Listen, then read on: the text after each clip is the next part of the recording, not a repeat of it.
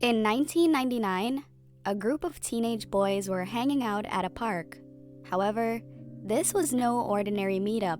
It was something much more sinister. This is the horrific case of Michael Moss. Make sure to watch till the end so you don't miss any of the chilling details.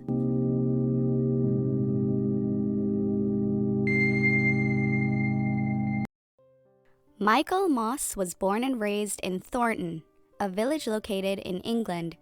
Michael had a happy childhood growing up. At a very young age, his parents realized that he had a keen interest in mechanics. According to his mother, Liz Moss, Michael really loved motorcycles. Although he didn't get the best grades in school, he was brilliant when it came to working with his hands. Liz even said her son could take anything apart and put it back together. He had done this with a motorcycle, which was quite impressive for his age. Although Michael enjoyed working on motorcycles, he loved spending time with his father even more. Michael idolized his father and had a very close relationship with him. Sadly, a tragedy would strike that would change Michael's life forever. When Michael was only 11 years old, his dad suddenly passed away. It is reported that his grandparents also passed away shortly after, and this left him struggling to deal with his emotions. The loss of his dad and grandparents affected him so deeply that it also started to take a toll on his behavior at school. He became very disruptive at school, and his behavior grew more and more concerning.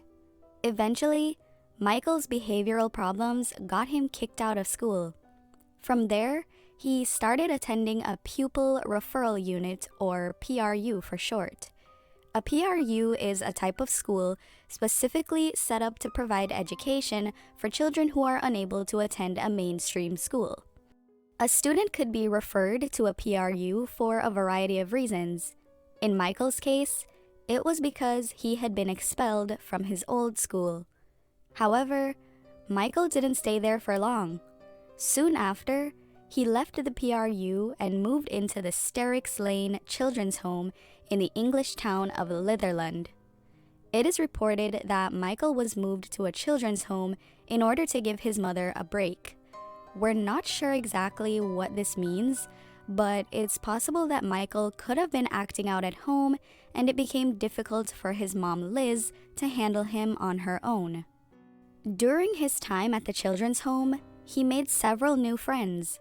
He also met 3 boys by the names of Mark McKeefrey, Alan Bentley, and Graham Neary, who were 15 years old and 16 years old respectively. Michael would soon find out the truth about these 3 teens, that there was something dark and sinister deep inside of them, and Michael was about to experience it firsthand. It was common knowledge that these 3 teenagers were bullies and regularly got into trouble. Michael tried to keep his distance from the boys, but still managed to get connected to them when he started dating Alan's ex-girlfriend. Even though Alan was no longer with her, he became infuriated when she got involved with Michael. In fact, this made Alan so angry that he developed a strong desire for revenge. Alan was even overheard asking someone to tell Michael that he was going to kick him in the head and kill him. However, the real plan he had for Michael was much more disturbing. In November of 1999, Alan decided to carry out his plan for revenge against Michael. However, he knew he couldn't do it alone, so he brought along the other 2 teens, Mark and Graham. They knew that Michael was fascinated with motorcycles and decided to use this to their advantage. Around 1 a.m., the teens called Michael and told him that they had a new motorcycle and wanted him to see it. Michael took the bait, and they managed to lure him out of the children's home with this fake story. Michael met the 3 boys at Moss Lane Park, thinking that he was going to check out a cool new motorcycle. Little did he know that he would be walking into a death trap that was orchestrated just for him. When Michael arrived at the park, he was ambushed by Mark and Alan. They began their savage attack on Michael, but left him laying in the park so they could get their other partner. The two teens left and came back with their friend Graham, and this is when the attack escalated. There was a fourth teenage boy who was involved, but he has not been named. He was present at the start of the attack, but did not participate in the violence. He even tried to pull Mark off of Michael, but was unsuccessful and left shortly after. The other three teens removed all of Michael's clothes, beat him, kicked him, and stabbed him 49 times. The detective handling the case revealed that they stood on top of a 6-foot platform and jumped onto Michael's head and chest. This horrific torture session lasted 2 hours, and it kept getting more disturbing as it went on. They lined up Michael's body and took penalties with his head like they were playing soccer. Mark, Alan, and Graham had been drinking vodka before they met up with Michael at the park. They brought the bottle with them and used it during the attack. It is reported that they poured alcohol into Michael's wounds to further intensify his pain. Even after doing all of this, these three evil teenagers went on to do something even more horrifying. They smashed the vodka bottle and carved a game of tic-tac-toe into Michael's back with a piece of broken glass. But they weren't finished just yet. As their final act of torture, Mark used the broken vodka bottle and tried to sever Michael's ear. He did this in an attempt to recreate a popular torture scene from Quentin Tarantino's 1992 thriller film Reservoir Dogs. During this scene in the movie, the song "Stuck in the Middle with You" is playing as a man is being tortured. While the three teens carried out their brutal attack on Michael, they sang this same song while laughing and parading around his naked body. They had actually watched the movie prior to meeting up with Michael, and the infamous torture scene inspired the horror they inflicted on Michael. These disturbing details would eventually result in the police referring to the incident as the Reservoir Dogs murder. Michael died in the park from his injuries, and his body would be discovered on November 13th, 1999. Michael had such gruesome injuries inflicted on his body that he was almost impossible to recognize. However, a member of staff that worked at the Sterrix Lane Children's Home was able to formally identify Michael's body. Once his body was identified, the police informed his mother Liz about his death. Doctors estimated that there were over 100 separate injuries and 49 cuts and slashes all over Michael's body. Detectives began investigating the case to figure out who could have committed such a vicious crime on this young boy. Michael's injuries were so horrific that they shocked even the most seasoned detectives. In fact, one of the officers on the case said that in his 27 years of being a cop, he just couldn't understand why anyone would do something like this. As the investigation progressed, the evidence against Graham, Alan, and Mark was quickly piling up. However, guilt started to eat away at Graham, and he ended up confessing the murder to his mother.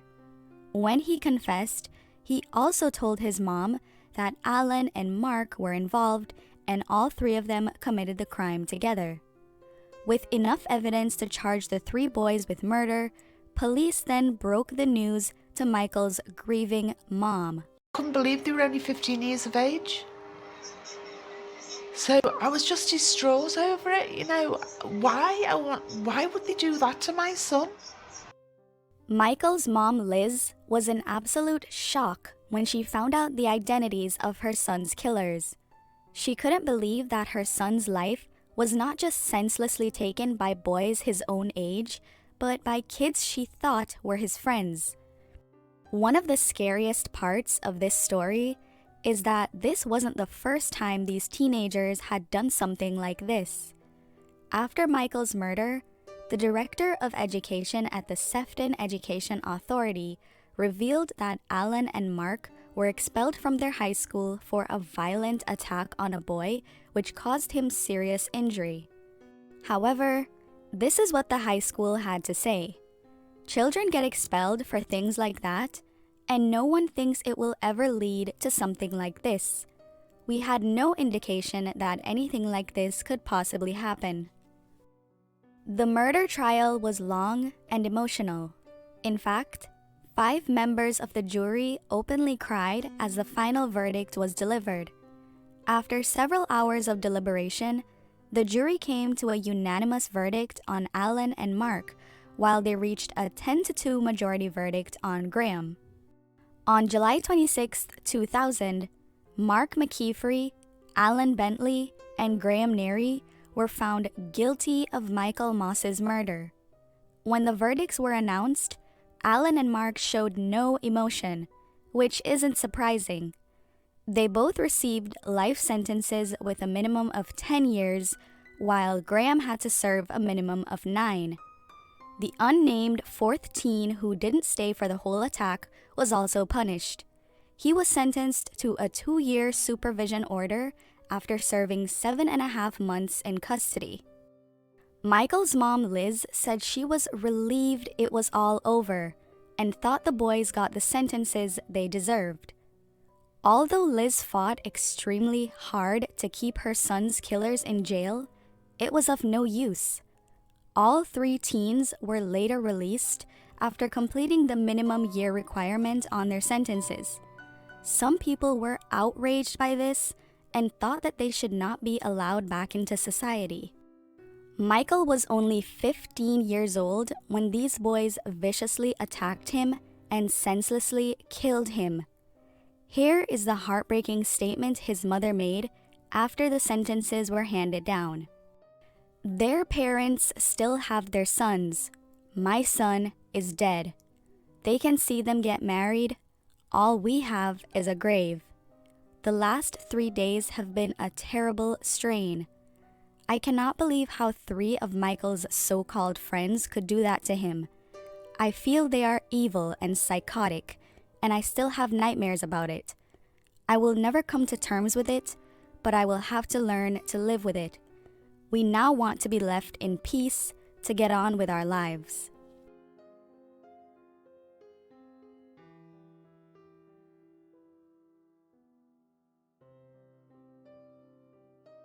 Do you have a strange or disturbing incident that you'd like us to cover?